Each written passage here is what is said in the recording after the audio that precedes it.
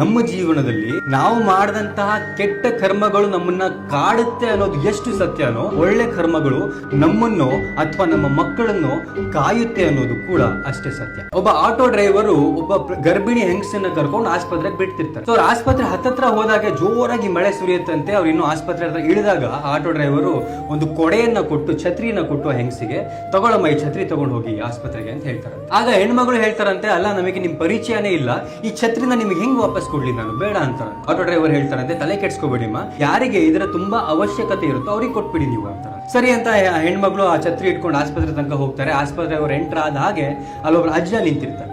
ಅವರು ಮಳೆ ಯಾವಾಗ ನಿಲ್ಲುತ್ತೆ ಅಂತ ಕಾಯ್ತಾ ನಿಂತಿರ್ತಾರೆ. ಸೊ ಅವ್ರಿಗೆ ಆ ಛತ್ರಿನ ಕೊಟ್ಬಿಟ್ಟು, ಅಜ್ಜ ಈ ಛತ್ರಿ ತಗೊಂಡು ನೀವು ಮನೆಗೆ ಹೋಗಿ ಅಂತ. ಸರಿ ಅಂತ ಅಜ್ಜ ಕೊಡೆನ ತಗೊಂಡು ಅವ್ರ ಮನೆ ತನಕ ಹೋಗ್ತಾರೆ. ಮನೆಗೆ ಎಂಟರ್ ಆದಾಗೆ ರೋಡ್ ಅಲ್ಲಿ ಒಂದು ಸ್ಕೂಲ್ ಹೆಣ್ಮಗಳು ತಲೆ ಮೇಲೆ ಬ್ಯಾಗ್ ಅನ್ನ ಇಟ್ಕೊಂಡು ಆ ಮಳೆಯಲ್ಲಿ ನೆನ್ಕೊಂಡು ಹೋಗ್ತಿರ್ತಾಳೆ. ಆ ಹೆಣ್ಮಗಳನ್ನ ಕರೆದು, ತಗೋಬಿಟ್ಟ ಈ ಛತ್ರಿ ತಗೊಂಡು ನಿನ್ ಮನೆಗೆ ಹೋಗು ಅಂತ. ಸರಿ ಅಂತ ಹೆಣ್ಮಗಳು ಆ ಛತ್ರಿ ತಗೊಂಡು ಮನೆಗೆ ಹೋಗುತ್ತೆ. ಆ ಹೆಣ್ಮಗಳು ಯಾರ ಮನೆಗೆ ಹೋಗುತ್ತೆ ಅಂದ್ರೆ, ಯಾವ ಆಟೋ ಡ್ರೈವರು ಮೊದಲು ಆ ಹೆಣ್ಮಗಳಿಗೆ ಛತ್ರಿ ಕೊಟ್ರಲ್ಲ ಅದೇ ಆಟೋ ಡ್ರೈವರ್ನ ಮನೆಗೆ ಹೋಗುತ್ತೆ.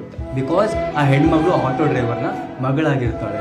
ಅವನು ಎಲ್ಲೋ ಮಾಡಿದಂತ ಒಂದು ಒಳ್ಳೆ ಕಾರ್ಯ ಡೈರೆಕ್ಟ್ ಆಗಿ ಅವನಿಗೆ ಬರದೇ ಇದ್ರು ಕೂಡ ಹಿಂತಿರುಗಿ ಅವನ ಮಗಳನ್ನ ಅದು ಕಾಪಾಡುತ್ತೆ. ನಾವು ಮಾಡಿದಂತ ಒಳ್ಳೆ ಕರ್ಮಗಳು ನಮ್ಮನ್ನು ಅಥವಾ ನಮ್ಮ ಮಕ್ಕಳನ್ನು ಕಾಯುತ್ತೆ ಅನ್ನೋದು ಕೂಡ ಅಷ್ಟೇ ಸತ್ಯ.